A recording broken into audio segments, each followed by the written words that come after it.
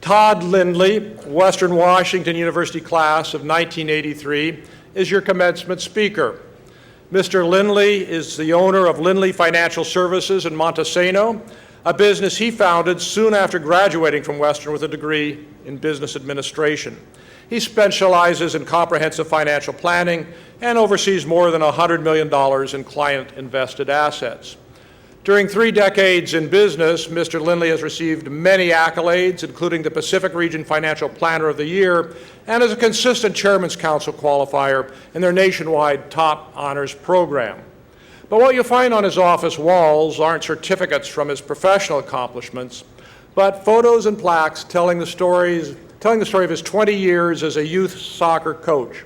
He knew nothing about soccer when he was asked to coach his 6-year-old son's team, but he went on to coach both his children's teams and several others. He has taken 4 teams to the state championships, but what he treasures most are his ongoing relationships with many former players. Todd's wife and WWU sweetheart, Gerrilynn, has been Lindley Financial Services office manager for 3 decades. Together, the Lindleys fund scholarships through the Grays Harbor Community Foundation and the Western Alumni Association.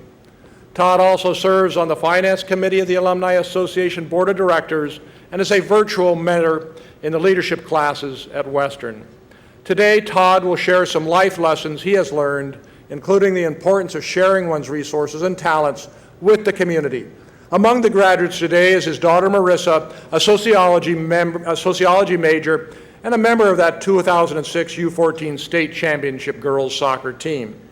Please join me in welcoming a distinguished graduate, a friend of Western, a friend of mine, Todd Lindley.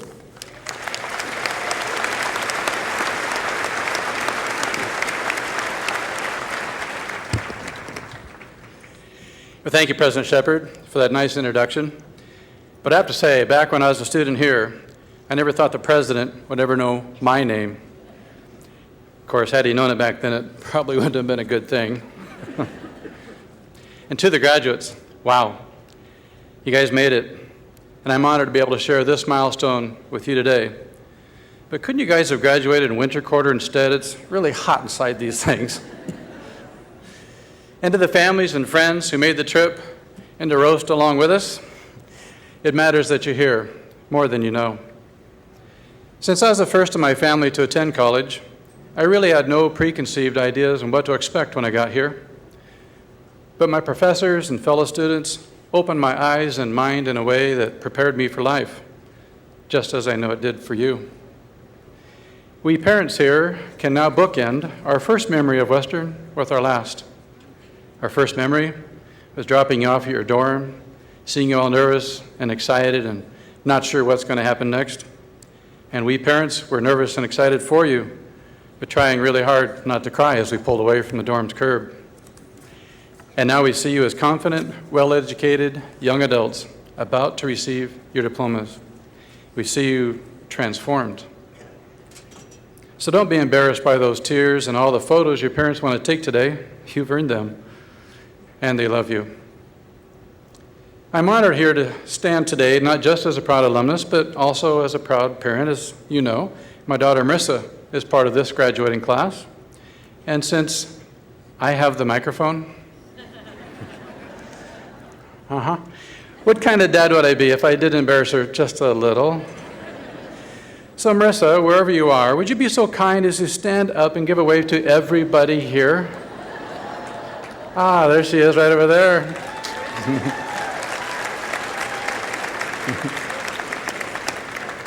Hi, sweetie. I just want to say that I'm proud of you, and you can kill me later, okay? My wife and I met here at Western at Beta's dorm orientation meeting. Marissa's aunt and uncle, her older brother, and her cousins also attended here. We are a Western family. And so we're all aware that Western is considered to be one of the premier public universities in the West. Add to the fact that it just happens to be set in one of the most beautiful locations in the nation. Is it any wonder that Western receives almost 4 times the amount of applications per admissions available each year? This is the place to be. That's right.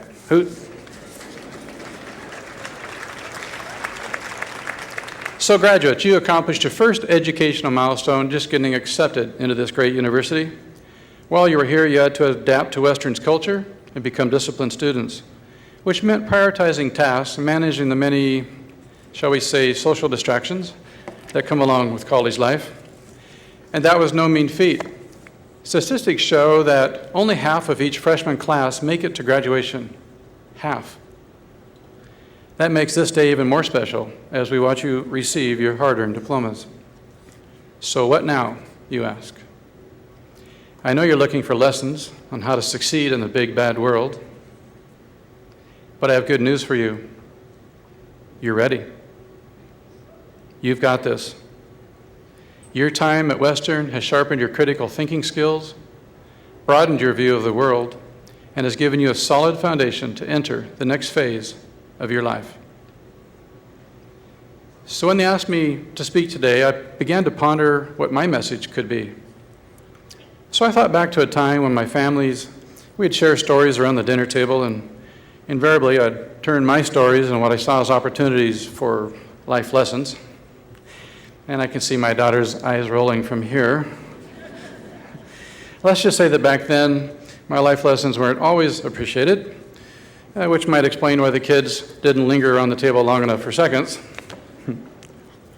Now, I know you've sat through plenty of lectures, so I'll try to make my comments brief with just a few lessons, I promise. Number one, as the great John Lennon once said, life is what happens to you while you're busy making other plans. See, while I'm a great advocate of planning, I also realize that variables are always in play. If you'd asked me what my plans were on my graduation day here, I would have said that I'd be living in the big city and working for a major corporation. But I graduated in the middle of the '83 recession and quickly discovered that corporate jobs are hard to find. So I ended up back in my hometown, started my own business. My plan obviously took a big detour, but returning to my hometown turned out to be a much better route for me. So during life's journey, the detours and seemingly wrong turns can take us in a direction we never would have gone and expose us to experiences we couldn't have imagined. So I encourage you all to be flexible as you make your plans from this day forward. Realize that what might be out of your comfort zone or looks like a setback can really be an opportunity in disguise to help you discover your true direction in life. Now, what kind of a financial planner would I be if I didn't include a life lesson about money? That's right. I'm including this advice because I can't tell you how many times clients have said to me, I wish I had known this information when I was younger. So here it is. To make money grow, you need two components, time and rate of return. But the greatest of these is time. So I want you to start saving now. I know what you're thinking. Dude, you're crazy. I just got out of college and I'm starting from scratch here. And you want me to save? Yes. Even if it's just a few dollars a week. See, you're already used to living on a tight budget, so you know you can do it.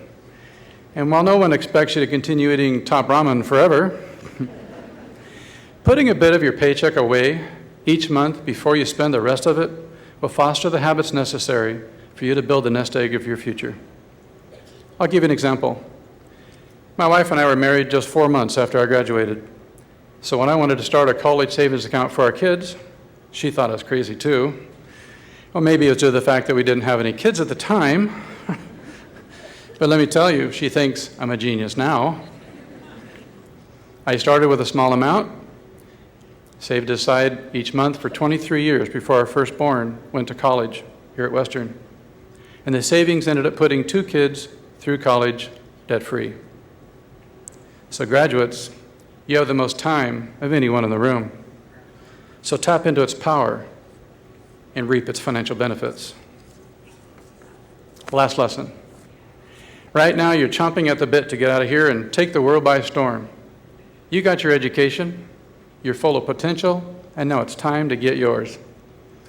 And we're all here today to tell you to go for it. But here's the lesson. Look for opportunities along the way to share your talents and resources with your community. You might not even know you have a talent to share until you get involved. I began coaching some 20 years ago because the local soccer club needed a parent to step up. So with some reluctance, okay, maybe a lot of reluctance, I agreed. After all, we're supposed to give back to our community, right?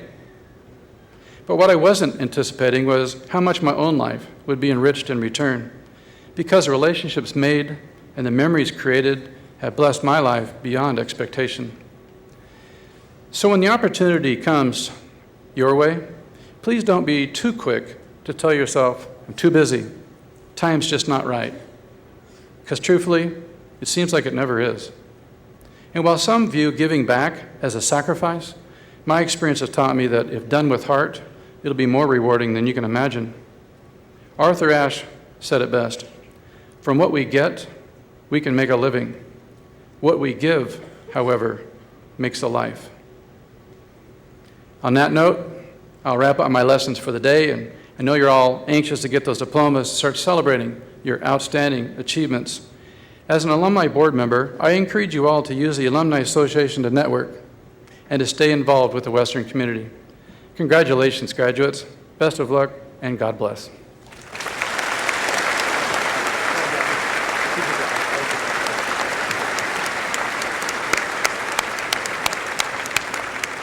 Thank you, Todd.